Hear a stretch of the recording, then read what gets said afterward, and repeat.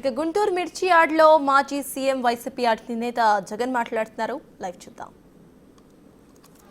కనీసం ₹1,50,000 నుంచి ₹2,00,000 ఖర్చు అవుతా ఉంది. అమ్ముకోలేని పరిస్థితిలో, రేటు లేని పరిస్థితిలో, ఒకవైపున పంట తెగుళ్ల వల్ల పంట ఈల్డ్ కూడా తగ్గిన పరిస్థితుల్లో రైతు ఈ రోజు బ్రతకడానికి కష్టపడతా ఉన్న పరిస్థితి. ఇదే గుంటూరు మిర్చి యార్డ్లో మిర్చి పంట వేసిన రైతుల పరిస్థితి ఇది. రాష్ట్ర వ్యాప్తంగా ఏ పంట తీసుకున్నా కూడా కందులు గాని, మినుము గాని, పెసరు గాని, టమాటో గాని, పత్తి గాని, ఇలా ఏ పంట తీసుకున్నా కూడా రైతులకు గిట్టుబాటు ధరలు రాని పరిస్థితి ఈ రోజు ఈ రాష్ట్రంలో కనిపిస్తా ఉంది. మరోవైపున చూస్తే చంద్రబాబు నాయుడు గారు రైతులను దళారీలకు అమ్మేసిన పరిస్థితి కనిపిస్తా ఉంది. ఈరోజు వైఎస్ఆర్సీపీ ప్రభుత్వ హయాంలో రైతు జీవితంలో వెలుగులు చూడడానికి ప్రవేశపెట్టిన సంస్కరణలన్నీ కూడా ఈరోజు అన్ని కూడా కలపడకుండా పోయే పరిస్థితిలోకి వచ్చాయి. ఈరోజు గ్రామాలలో ఆర్బీకే వ్యవస్థ ఈరోజు గ్రామాలలో నిర్వీర్యమైపోయిన పరిస్థితి. ఈ క్రాప్ వ్యవస్థ నిర్వీర్యమైపోయిన పరిస్థితి. ఈరోజు గ్రామాలలో రైతులను చేయి పట్టుకొని నడిపించే ఈ ఆర్బీకే వ్యవస్థ ద్వారా గతంలో పంటలు కొనుగోలు జరిగేటివి. ప్రతి రైతు కూడా ఈ క్రాప్ కింద రిజిస్టర్ చేసుకున్న ప్రతి రైతుకు కూడా గిట్టుబాటు ధరలు వచ్చే విధంగా ఆర్బీకేలో ఈ మాదిరిగా పోస్టర్లు కనిపించేవి.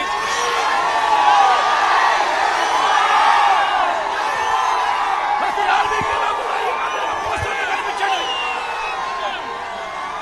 ఈ గిట్టుబాటు ధరల కంటే కూడా తక్కువ రేటుకు ఏ రైతు అమ్ముకోవాల్సిన పరిస్థితి వచ్చేది కాదు.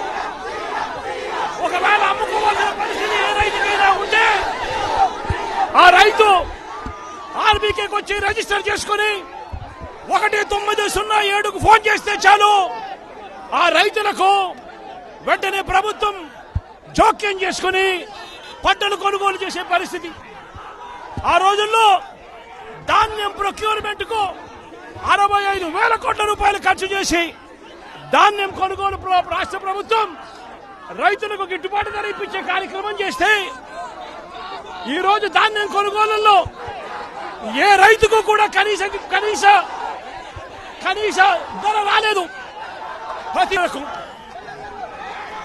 ఇతర పంటల కొనుగోలుకు వైఎస్ఆర్సీపీ ప్రభుత్వ హయాంలో 7,000 కోట్ల రూపాయల పైచీలకు ఇతర పంటల కొనుగోళ్ల కోసం ఖర్చు చేసి ప్రతి రైతును కూడా ఆదుకున్న పరిస్థితి మా ప్రభుత్వంలో ఉంటే ఈ రోజు రైతులకు గిట్టుబాటు ధర ఇప్పించాలన్న ఆలోచన లేదు. ఆర్బీకేల ద్వారా కొనుగోలు చేయాలి అన్న ఆలోచన లేదు. ఒక నంబర్ ఫోన్ కొడితే చాలు ప్రభుత్వం స్పందిస్తుందన్న నమ్మకం ఈ రోజు రైతుల్లో కూడా కరువైపోయిన పరిస్థితులు ఈ రోజు రాష్ట్రంలో కనిపిస్తా ఉన్న పరిస్థితులు. ఈరోజు ప్రతి వ్యవస్థ కూడా నిర్వీర్యమైపోయిన పరిస్థితి. ఆర్బీకేలు నిర్వీర్యమైపోయాయి. ఆర్బీకేలో అనుసంధానంగా ఉన్న ఇంటిగ్రేటెడ్ ల్యాబ్స్ ఈ రోజు నిర్వీర్యమైపోయినాయి. గతంలో ఎవరైనా కల్తీ విత్తనాలు అమ్మాలనుకుంటే ప్రభుత్వం ఉంది అని చెప్పి భయపడే పరిస్థితి నుంచి ఈ రోజు యథేచ్ఛగా ప్రభుత్వం దగ్గరుండి ఆర్బీకేల ద్వారా ఎరువులు సప్లై, విత్తనాల సప్లై ఆపేసిన కార్యక్రమం జరుగుతా ఉంది. ఎరువుల సప్లై, విత్తనాల సప్లై, పెస్టిసైడ్ సప్లై ఆర్బీకేల ద్వారా పూర్తిగా తగ్గించిన పరిస్థితులలో ఈ రోజు ఎరువులు కొనాలంటే రైతులు ప్రైవేట్ బ్రోకర్ల దగ్గర కొనాల్సి వస్తా ఉంది. ప్రైవేట్ డీలర్ల దగ్గర కొంటే వాళ్ళు కనీసము ₹100 నుంచి ₹400 బ్లాక్ లో అమ్ముతా ఉన్న పరిస్థితి ఎరువులకు సంబంధించి. ఈ రోజు క్వాలిటీ కంట్రోల్ చేసే విషయంలో ప్రభుత్వం పూర్తిగా ఫెయిల్ అయిపోయిన పరిస్థితులు కనిపిస్తా ఉంది. నాణ్యమైనవి మాత్రమే అమ్మే పరిస్థితి గతంలో ఆర్బీకేల ద్వారా చేస్తే రాష్ట్ర ప్రభుత్వం ఈ రోజు నాణ్యమైనటివి ఏవి కూడా రైతులకు సప్లై కాకుండా ఉండే పరిస్థితి ఈ రోజు రాష్ట్రంలో నెలకొని ఉంది. ఇప్పటికైనా రాష్ట్ర ప్రభుత్వం కళ్ళు తెరిచి రైతులకు పెట్టుబడి సహాయం కింద వాళ్ళు ఇస్తామని చెప్పిన పిఎం కిసాన్ కాక 20,000 రూపాయలు ఏదైతే ఇస్తామని చెప్పారో అది కూడా రైతులను మోసం చేసిన పరిస్థితిలో ఈ రోజు రాష్ట్ర ప్రభుత్వం కనిపిస్తా ఉంది. రైతులకు ఈ రోజు 0 వడ్డీ రాని పరిస్థితి ఈ రోజు రైతాంగం మీద కనిపిస్తా ఉంది.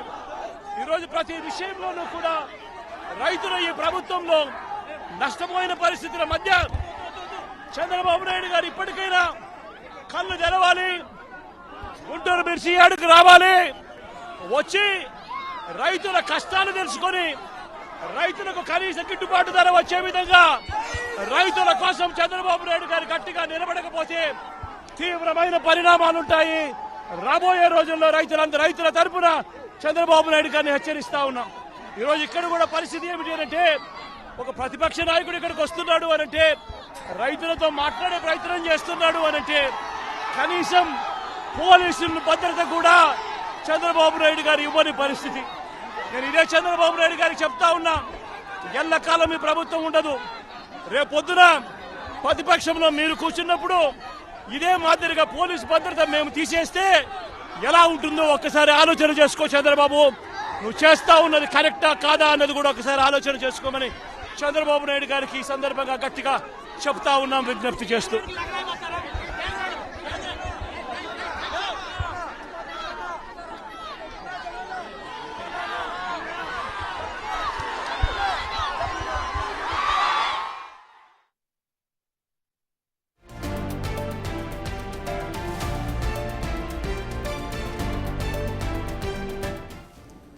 రైట్, గుంటూరు మిర్చి యార్డ్కు వెళ్లిన జగన్ మిర్చి రైతులతో మాట్లాడి మీడియాతో మాట్లాడారు.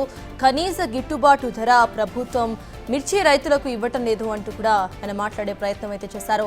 గత ప్రభుత్వంలో ఈ క్రాప్ లో ఎవరైతే రిజిస్టర్ చేసుకున్నారో వాళ్ళకి అన్ని విధాలుగా లబ్ధిపరిచేలా చర్యలు తీసుకున్నాం, కానీ ఇప్పటి ప్రభుత్వం మిర్చి రైతులకు సరైన గిట్టుబాటు ధర ఇవ్వడం లేదు. రైతుల పరిస్థితి రాష్ట్ర వ్యాప్తంగా కూడా అలానే ఉంది. పత్తి వేసినా టమాటా వేసినా అదే పరిస్థితి రైతులు ఎదుర్కొంటున్నారు. కనీస మద్దతు ధర రైతులకు ఇవ్వటం లేదు. ఎంతో ఖర్చు పెట్టి వాళ్ళు పంట వేస్తుంటే కనీసం వాళ్ళ ఖర్చు కూడా వాళ్ళకి రావటం లేదు అంటూ కూడా జగన్ మాట్లాడే ప్రయత్నం అయితే చేశారు. పోలీస్ భద్రతకు సంబంధించి కూడా జగన్ అయితే మాట్లాడారు. ప్రెజెంట్ ఉన్న ప్రభుత్వం ప్రతిపక్ష నేత అక్కడ సమావేశానికి హాజరవుతున్నప్పుడు పోలీస్ భద్రతను కూడా ఇవ్వకుండా పోలీస్ భద్రతను నిరాకరించింది. తమ ప్రభుత్వమే ఎప్పటికీ ఉండదు, తాము కూడా మళ్ళీ ప్రభుత్వానికి వస్తాం, అప్పుడు ప్రతిపక్ష నేతకి ఇలానే ట్రీట్ చేస్తే ఎలా ఉంటుంది అంటూ కూడా ఆయన మీడియా ముఖంగా కూడా ప్రభుత్వానికి సవాల్ విసిరారు. ప్రెజెంట్ గుంటూరు పర్యటన, మిర్చి యార్డ్ పర్యటననైతే ముగించుకున్నారు జగన్. మిర్చి రైతులతో మాట్లాడిన అనంతరం కూడా మీడియాతో మాట్లాడుతూ మిర్చి రైతులు ఎదుర్కొంటున్న సమస్యను ఆయన మీడియా ముఖంగా చెప్పే ప్రయత్నం అయితే చేశారు. మిర్చి రైతులకు కనీస గిట్టుబాటు ధర రావటం లేదంటూ, కనీసం వాళ్ళు వేసిన క్రాప్ ఫండింగ్ కూడా వాళ్ళకి రావడం లేదంటూ కూడా ఆయన మాట్లాడుతూ చెప్పే ప్రయత్నం అయితే చేశారు. ప్రెజెంట్ రాష్ట్ర వ్యాప్తంగా ప్రతి ఒక్క రైతు పరిస్థితి అలానే ఉంది.